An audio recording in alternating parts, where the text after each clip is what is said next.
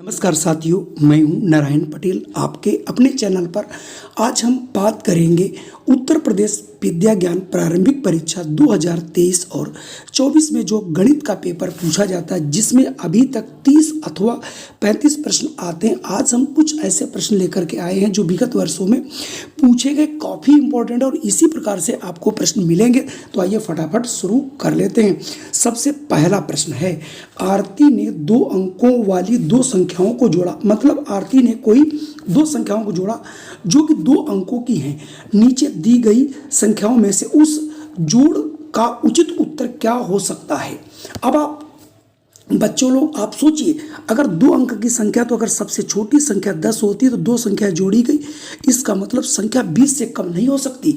और अगर 2 अंकों की 2 बहुत बड़ी संख्या ली जाए तो 99 होते हैं, और इनको अगर हम जोड़ लें तो 198 198 से जो है ज़्यादा नहीं हो सकती और आपकी 20 से कम नहीं हो सकती। तो पहला तो 17 हो ही नहीं सकता।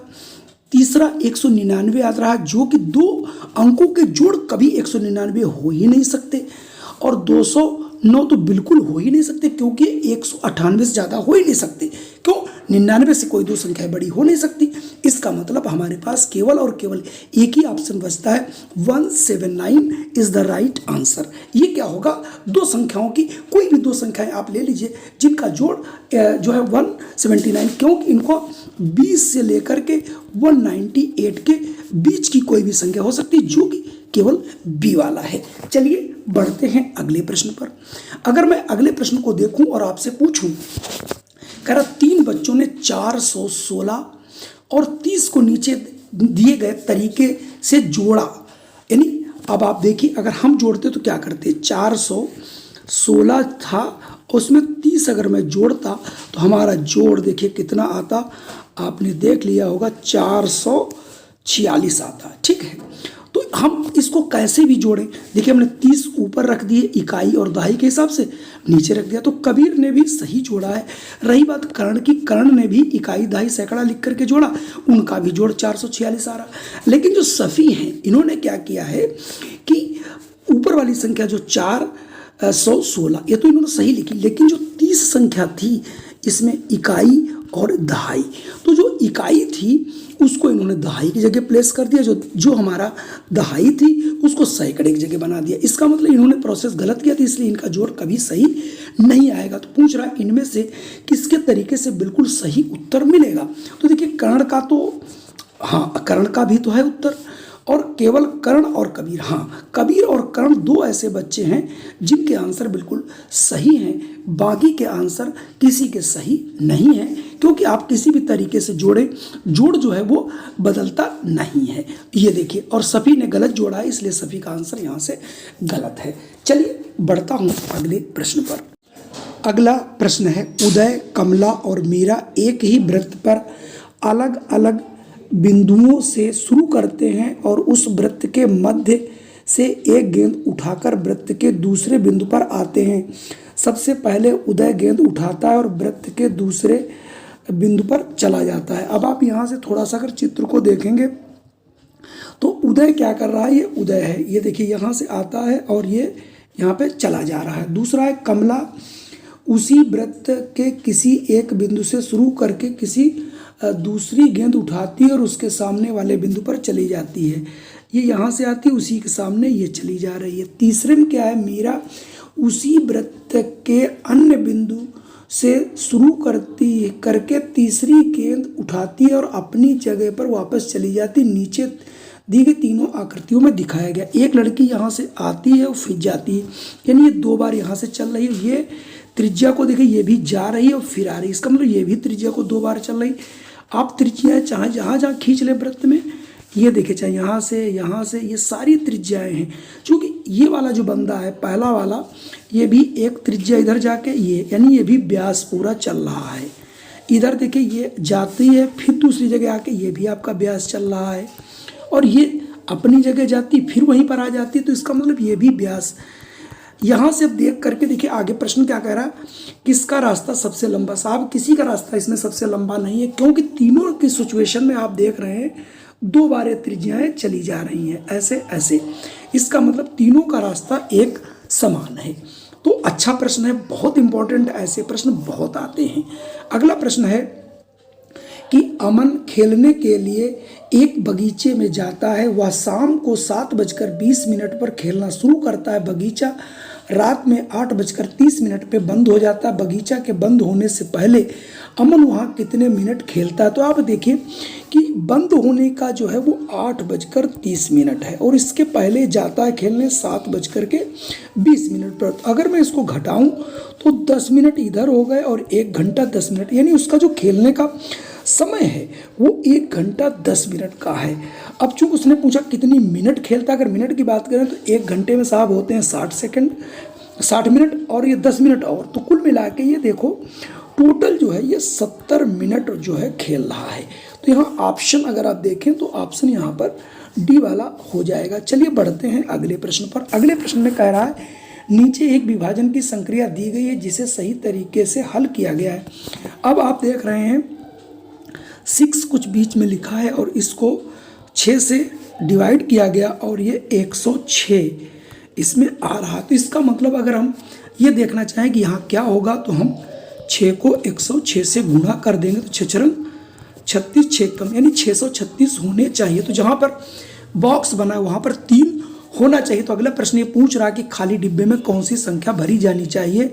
अगर ये सही तो 0, 1 और 3 और 6, तो यहाँ से आंसर हो जाएगा 3। आपने देख रखा है। चलिए अब बढ़ते हैं हम अगले प्रश्न पर।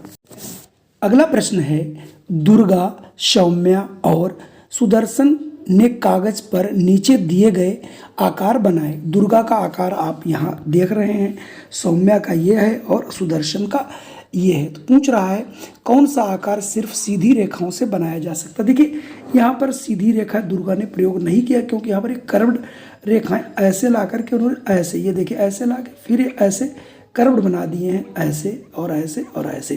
तो इन्होंने दुर्गा ने तो नहीं प्रयोग किया है, ठीक है। तो दुर्गा के लिए हम यहाँ पर कटअप लगा लेंगे।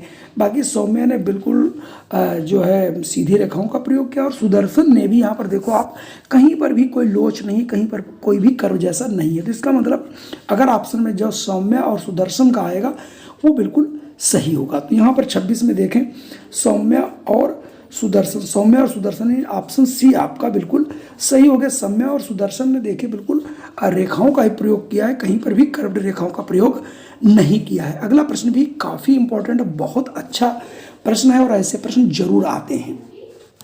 प्रश्न ये है कि रश्मि के पास नीचे दिए गए आकार के 20 डिब्बे हैं जिसमें एक 3 सेंटीमीटर, 5 और ये 10 एक डिब्बा है। तो उसने उन डिब्बों को एक के ऊपर रखकर न्यूनतम लंबाई की एक इमारत बनाई, बताइए उसकी ऊंचाई क्या होगी। तो अगर सबसे कम भुजा देखिए 3 है तो वो 3 सेंटीमीटर वाले डिब्बों को रख करके एक दूसरे के ऊपर ऐसे बनाता चला जाए। तो चूंकि एक 3 और 20 डिब्बे रखने तो न्यूनतम जो है 20-60 सेंटीमीटर की इमारत बन सकती है। और अगर पूछता सबसे ऊंची तो इसमें सबसे अधिक जो भुजा है वो आपकी 10 है। तो आप 10 के ऊपर 1 रखते, फिर 1 रखते, फिर 1, तो इसका मतलब 20 × 10 अगर सबसे ऊंची बनानी होती तो 200 सेंटीमीटर की बन सकती थी। तो इसका मतलब यहाँ पर सबसे न्यूनतम पूछा गया, तो ऑप्शन सी सही होगा। चलिए बढ़ते हैं अगले प्रश्न पर। अगला प्रश्न है नीचे दी गई तालिका भारतीय डाक सेवा के द्वारा एक डाक भेजने की कीमत दिखाती है। यहाँ वजन देखिए 500 ग्राम या फिर आप उससे कम भेजते हैं। तो अगर सामान्य डाक से आपको भेजना है तो आपका लगता है 19 रुपये, वरना आपको 25 रुपये देने पड़ेंगे। और 51 ग्राम से लेकर के 200 ग्राम तक की चीज़ को 19 रुपये पड़ता है, या फिर तीव्र गति से भेजना है तो 50 रुपये। अब आइए नीचे पढ़ते हैं आखिर करना क्या है। निखिल के पास एक डिब्बा जो कि 550 ग्राम का, तो देखिए इनके पास एक 550 ग्राम का डिब्बा, यहाँ पर ये 0 भूल गया है, 550 ग्राम का एक डिब्बा है। तो कह रहा है इसे डाक द्वारा तीव्र डाक से भेजने के लिए। तो हम ये देखते हैं किस रेंज में ये बच्चों आता है। अब देखिए 500 से बड़ा है तो 500 तक तो यहाँ से भेज सकते हैं, तो यहाँ से मतलब नहीं। अब 500 से लेकर के और अगर 1000 ग्राम तक का होता तो उसे हम साधारण डाक से भेजते तो 35 रुपये, और उसे भेजना है देखिए तीव्र डाक द्वारा तो उसका लगेगा बच्चों 100 रुपये, क्योंकि हमें बताया गया है कि 500 ग्राम से लेकर के 1000 ग्राम तक की जो कीमत है इसके बीच आएगा तो उससे 100 रुपये लिया जाएगा। ठीक है, तो यहाँ से अब आगे देखते हैं, शायद इसका ऑप्शन डी देखिए 100 रुपये आ रहा है। अगला प्रश्न है कि प्रिया के पास कुछ कंचे हैं जिनमें से 1/4 भाग नीले हैं। अगर नीले कंचों की संख्या 3 हो तो उसके पास कुल कितने कंचे हैं। मान लीजिए हमारे पास कंचे जो हैं, टोटल कंचे x थे, तो x का 1/4 ये क्या है, नीले हो गए साहब। तो x/4 ये नीले हैं और इनकी संख्या बता रहा है 3 के बराबर है, तो तिरक गुणा कर देंगे, x बराबर 4 × 12, तो कुल कंचों की संख्या हमारी 12 होगी। चलिए बढ़ते हैं अगले प्रश्न पर। इनमें से तारा के द्वारा कहा गया कौन सा कथन सही है। यह एक आयत है, बिल्कुल इसने सही कहा। देखिए ये आयत का ही चित्र है बच्चों। अगला यह वर्ग है, देखिए ये भी वर्ग ही है। यह एक त्रिभुज है, तो ये भी त्रिभुज। इसका मतलब ये सभी सही, क ख ग तीनों सही हैं। उसने सही बताया, जो भी आकृति बनी उसने उसी हिसाब से उसको बताया है। अगला प्रश्न है, एक हवाई जहाज में एक व्यक्ति को 20 किलोग्राम का सामान ले जाने की अनुमति, मतलब आप अगर हवाई जहाज में जा रहे हैं तो 20 किलोग्राम ले जा सकते हैं। 20 किलोग्राम से अधिक वजन ले जाने पर हर 1 किलोग्राम का 70 रुपये देना पड़ता है। यानी अगर आप 20 किलो ले जाते हैं तो आपका ये वजन जो है फ्री आपको ले जा सकते हैं, और उसके ऊपर अगर 1 किलो ले जाते हैं तो 70 रुपये के हिसाब से आपको पैसे भरने पड़ेंगे। अनीता के सामान का वजन 25 किलोग्राम है, अतिरिक्त सामान ले जाने के लिए उसे कितना रुपए भरना पड़ेगा। आप देखिए उसके पास 25 केजी है, तो उसमें से 20 किलोग्राम वो फ्री में ले जा सकती है। इसका मतलब 5 किलो जो है ये आपका अतिरिक्त हो गया बच्चे। ठीक है, चूँकि 5 किलो ले जाना है और आपका 1 किलो का ये 70 रुपये चार्ज किया जाता है, तो 5 किलो का 7 पन्ना 35 यानी 350 रुपये एक्स्ट्रा पड़ेगा बच्चों। तो यहाँ से यानी ऑप्शन बी वाला सही होगा। अगर मैं अगले प्रश्न की बात करूं 32 की, भिन्न का बहुत प्रश्न भिन्न के आते हैं, आप लोग भिन्नों के प्रश्न बहुत ज़्यादा कर डालिए। दिया है, नीचे दिए गए विकल्पों में से कौन सी आकृति में वही भिन्न छायांकित है जो कि ऊपर दी गई है। अब यहाँ पर देखिए, यहाँ पर ये देखिए छायांकित है आपकी भिन्न, और ये तो इसका मतलब ये 1/2 है, आधी है। अब यहाँ पर ए में भी आधी है, बी में 1/4 है, और ये आपकी 3/4 है, यहाँ 1/3 है। तो कुल मिला के, और ये देखिए 1/2 है। तो यहाँ से ऑप्शन ए वाला सही है, जो कि ऊपर वाले के बराबर है। चलिए बढ़ते हैं अगले प्रश्न पर। अगला प्रश्न है, पायल ने 5 एक जैसी किताबें 130 रुपये में, यानी खरीदती 6 महीने के बाद उसने वैसी 5 पुस्तकें 100 रुपये में खरीदी, तो प्रत्येक पुस्तक में क्या अंतर पाया। अब आप देखें कि आपने 5 किताबें खरीदी, ठीक है, तो 5 किताबें पहले आपने 130 रुपये खरीदी, और अब आपने कितने खरीदी, 100 रुपये की बाद में। अब आप यहाँ से अंतर देख लीजिए, पहले आपने 130 की लिया, बाद में 100 रुपये की लिया, तो कुल मिला के आपको 30 रुपये कम मिले। कितनी किताबों में, 5 में, तो कितना अंतर रहा, 5 कम 5 छक्का 30, यानी जो आपने बाद में खरीदी है उसमें 5 रुपये आपको कम देने पड़ेंगे। तो 5 रुपये बढ़ गए नहीं, 5 रुपये घट गए। जी हाँ, तो ऑप्शन बी आपका बिल्कुल सही होगा, चूँकि उसने प्रत्येक किताब के लिए पूछा था कि प्रत्येक किताब के दाम में क्या अंतर होगा। अगर पूछता कितना अंतर होगा तब तो 30 होगा, लेकिन प्रत्येक किताब के लिए पूछा, इसलिए ऑप्शन यहाँ पर बी होगा। चलिए बढ़ते हैं अगले प्रश्न पर। अगला प्रश्न है, एक दूध के डिब्बे पर पोषण संबंधी जानकारी लिखी है जैसा कि नीचे दिखाई गई है। रचना की माँ हर रोज यह दूध खरीदती है। तो देखिए पोषण संबंधी जानकारी प्रति 100 मिलीग्राम के लिए कहा गया है कि ऊर्जा 60 किलो कैलोरी है, और कार्बोहाइड्रेट 4.8 ग्राम है, प्रोटीन 3.1 है, और वसा 3 मिलीग्राम है, और आपका कैल्शियम जो है 120 जो है मिलीग्राम है। चलिए आगे देखते हैं इसके क्या क्वेश्चन है। तो प्रश्न ये था कि रचना जो उसमें पी रही थी, जो उसके जानकारी थी वो मैंने आपको बताई थी। पूछ रहा, रचना रोज सुबह और शाम को इस पैकेट से 1 गिलास दूध लगभग 100 मिली, तो 100 मिली का ही 100 मिलीलीटर में ही उसका जो कंस्टेंट था वो बताया गया था।